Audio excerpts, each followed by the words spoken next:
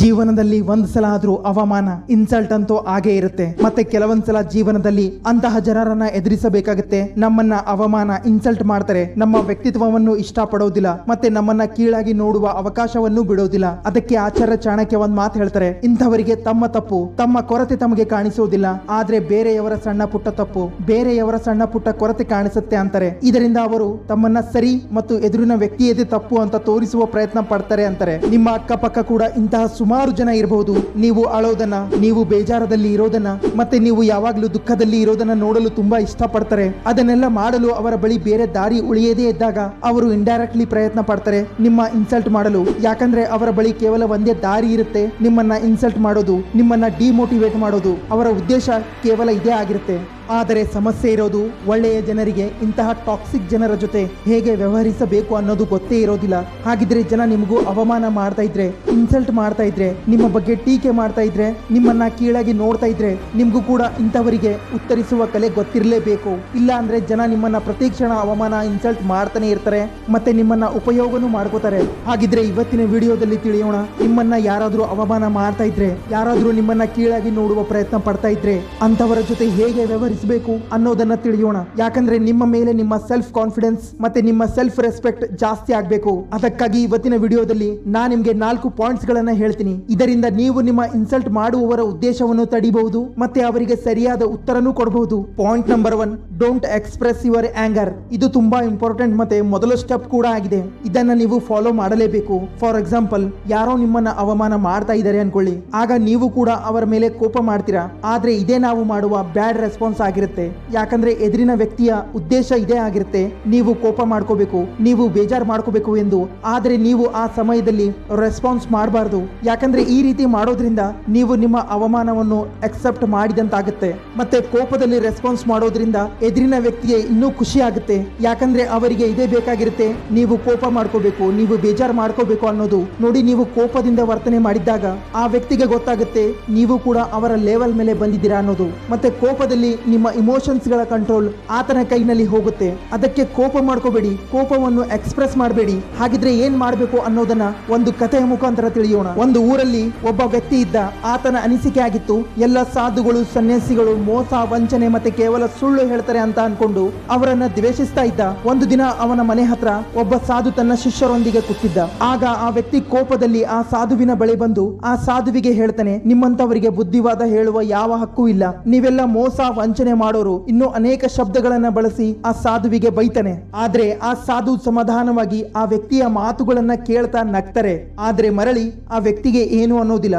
ಆಗ ಆ ವ್ಯಕ್ತಿ ಕೋಪದಲ್ಲಿ ಅಲ್ಲಿಂದ ಹೋಗ್ತಾನೆ. ಆಗ ಆ ಸಾಧುವಿನ ಜೊತೆ ಇದ್ದ ಶಿಷ್ಯ ಕೇಳ್ತಾನೆ, ಗುರುಗಳೇ, ನಿಮ್ಗೆ ಆ ವ್ಯಕ್ತಿ ಏನೆಲ್ಲ ಅಂದ, ಆದ್ರೆ ನೀವು ಏನು ಅನ್ನಲಿಲ್ಲ, ಯಾಕೆ ಅಂತಾನೆ. ಆಗ ಆ ಸಾಧು ಹೇಳ್ತಾನೆ, ನಿಮ್ಮ ಮನೆಗೆ ಯಾರಾದ್ರೂ ಬೀಗರು ಬಂದಾಗ ನೀನು ಅವರಿಗೆ ಊಟ ಉಪಚಾರ ಉಡುಗೊರೆ ಕೊಡುವಾಗ ಅವರು ಅದನ್ನ ಸ್ವೀಕಾರ ಮಾಡಲಿಲ್ಲ ಅಂದ್ರೆ ಆಗ ಆ ಊಟ ಉಪಚಾರ ಅಥವಾ ಉಡುಗೊರೆಯನ್ನ ನೀ ಏನ್ ಮಾಡ್ತೀಯಾ ಅಂತಾರೆ. ಆಗ ಆ ಶಿಷ್ಯ ಹೇಳ್ತಾನೆ, ನನ್ನ ಹತ್ರ ನೀ ಇಟ್ಕೋತೀನಿ ಅಂತಾನೆ. ಆಗ ಆ ಸಾಧು ಹೇಳ್ತಾರೆ, ನಾನು ಕೂಡ ಅದನ್ನೇ ಮಾಡಿದ್ದು ಅಂತಾರೆ. ಅಂದ್ರೆ ಆ ವ್ಯಕ್ತಿ ಹೇಗೆ ಕೋಪದಿಂದ ನನ್ನ ಅವಮಾನ ಮಾಡ್ತಾ ಇದ್ದ, ನಾನು ಕೂಡ ಆ ಅವಮಾನವನ್ನು ಸ್ವೀಕಾರ ಮಾಡಲಿಲ್ಲ. ಆ ಉಡುಗೊರೆ ತರ ಆ ವ್ಯಕ್ತಿಯ ಕೋಪ, ಅವಮಾನ ಮತ್ತೆ ದ್ವೇಷ ಅವನ ಹತ್ರನೇ ಉಳಿತು. ಅದಕ್ಕೆ ಆ ವ್ಯಕ್ತಿ ಇಲ್ಲಿಂದ ಹೋದ ಅಂತಾರೆ. ಅದಕ್ಕೆ ನೀವು ಕೂಡ ಅವಮಾನವನ್ನು ತಕ್ಷಣ ಎಕ್ಸ್ಪೋಸ್ ಮಾಡಬಾರ್ದು. Point number 2, use sense of humour. ನೋಡಿ, ಅವಮಾನದ ಉತ್ತರ ಅಂತೂ ಕೊಡಲೇಬೇಕು, ಸುಮ್ಮನೆ ಅಂತೂ ಕೂಡಬಾರ್ದು. ಯಾಕಂದ್ರೆ ನೀವು ಕೂಡ ಗಮನಿಸಿರ್ಬೋದು ಅಥವಾ ನಿಮ್ಮ ಜೊತೆಗೂ ಈ ತರ ಆಗಿರ್ಬೋದು. ಯಾವುದೋ ಒಬ್ಬ ವ್ಯಕ್ತಿ ನಿಮಗೆ ಅವಮಾನ ಮಾಡಿದ್ದಾಗ ಸ್ವಲ್ಪ ಸಮಯದ ನಂತರ ನಿಮಗೂ ಪಶ್ಚಾತ್ತಾಪ ಆಗಿರ್ಬೋದು. ಆ ಸಮಯದಲ್ಲಿ ಈ ತರ ಅನ್ಬೇಕಾಗಿತ್ತು, ಆ ತರ ಅನ್ಬೇಕಾಗಿತ್ತು ಅಂತ ಅನ್ಕೋತೀರಾ. ಆದರೆ ನೀವು ಆ ಸಮಯದಲ್ಲಿ ಹಾಸ್ಯಾಸ್ಪದವಾಗಿ ಉತ್ತರ ಕೊಡಬೇಕು. ಯಾಕಂದ್ರೆ ಇದೇ ಅವಮಾನವನ್ನು ಉತ್ತರಿಸೋದು ಬೆಸ್ಟ್ ದಾರಿಯಾಗಿರುತ್ತೆ.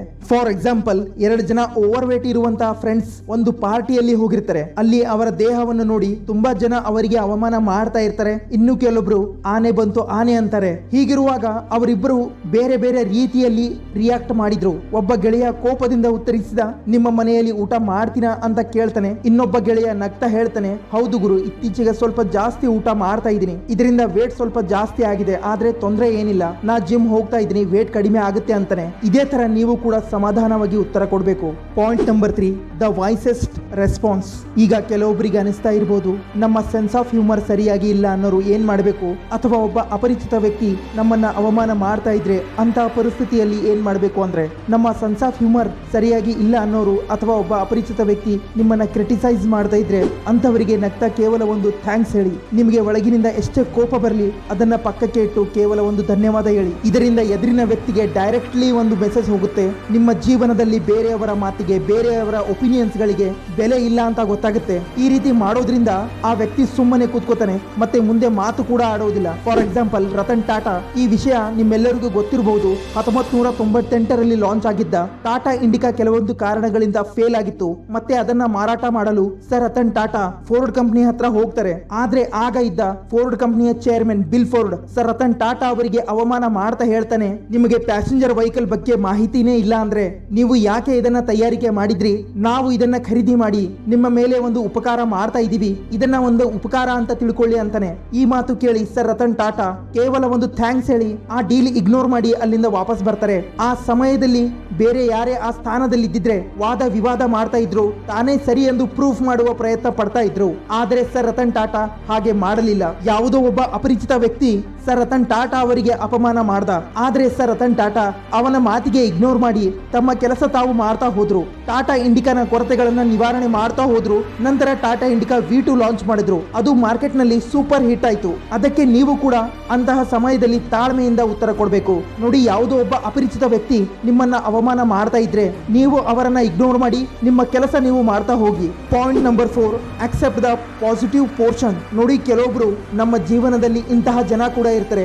ನಮಗೆ ನಮ್ಮ ಕುಂದು ಕೊರತೆಗಳನ್ನ ಹೇಳಿದ್ರೆ ನಾವು ಅವರ ಮೇಲೆ ಕೋಪ ಮಾಡ್ಕೋತೀವಿ, ಮತ್ತೆ ಎದುರಿನ ವ್ಯಕ್ತಿಗೆ ವಿರೋಧ ಮಾಡ್ತೀವಿ. ಆದ್ರೆ ನೀವು ಈ ತಪ್ಪು ಮಾಡಬಾರ್ದು. ನೋಡಿ, ನಾವು ನಮ್ಮ ಕ್ರಿಟಿಸಿಸಂ ಅಥವಾ ಆಲೋಚನೆಯನ್ನ ನಾವು ಗ್ರೋತ್ ಆಗಲು ಅದನ್ನ ಬಳಸಬಹುದು, ಆದರೆ ಕೋಪಗೊಂಡು ಓವರ್ ರಿಯಾಕ್ಟ್ ಮಾಡಲು ಅಥವಾ ದುಃಖಿ ಆಗಲು ಅಲ್ಲ. ಅದಕ್ಕೆ ಯಾರೇ ನಿಮಗೆ ಕ್ರಿಟಿಸೈಸ್ ಮಾಡ್ಲಿ ಅಥವಾ ನಿಮ್ಮ ಕೊರತೆಗಳನ್ನ ನಿಮಗೆ ಹೇಳಿದ್ದಾಗ ನೀವು ಅದನ್ನ ನೆಗೆಟಿವ್ ಆಗಿ ರೆಸ್ಪಾಂಡ್ ಮಾಡುವ ಬದಲು ಸ್ವಲ್ಪ ಸಮಯ ಶಾಂತವಾಗಿದ್ದು ಯೋಚನೆ ಮಾಡಿ, ನಿಜವಾಗ್ಲೂ ನನ್ನಲ್ಲಿ ಕೊರತೆ ಇದೆನಾ?